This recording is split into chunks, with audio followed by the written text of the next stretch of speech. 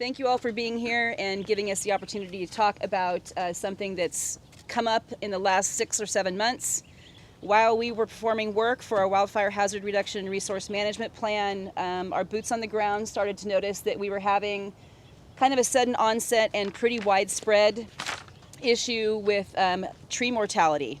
So if you look around here, you look up over there at those pines, and then over my shoulder here at this knob, you can see that some of the pine trees are losing their needles at the very top, and we believe that that is due to drought stress. So it's not just happening here in East Bay Regional Park District, it's happening kind of region-wide. We're working very hard to remove these trees. It's going to take a lot of time and energy. This is one of our first parks that we're doing some work in. By the time the project is done, which should take approximately 2 months, we'll be taking down well over 200 trees.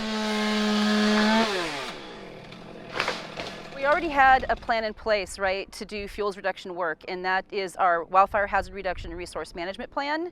But this is kind of an incident within that incident, in that we were managing our forests, we were implementing our plan, and then we noticed that we were having this massive tree die-off due to drought stress. I'm Rebecca Arcahan. I represent the hills behind us. I represent the 16th Assembly District. I just wanted to highlight a little bit of the work that we as a state are doing to support this incredibly important wildfire prevention work. I want to thank the governor for his May revise, acknowledging the importance of this work by putting $2 billion into his suggested budget for wildfire and wildfire prevention funding, which will include investments just like the one we see here today through grant programs that hopefully we can work together to ensure that the East Bay Regional Park District receives that money and this work can be concluded. In my 40-year career with the Park District, I've never seen the amount of die-off that we're seeing today, especially the eucalyptus trees. The original seedlings were from Tasmania, which has an annual rainfall of over 200 inches.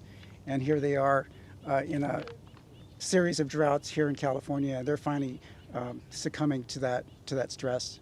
I look at each of these trees as an operations chief, and each of these trees to me is basically a gas can with a bunch of Roman candles tied around it.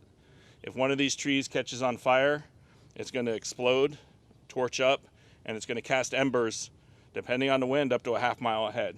So please make sure you're prepared.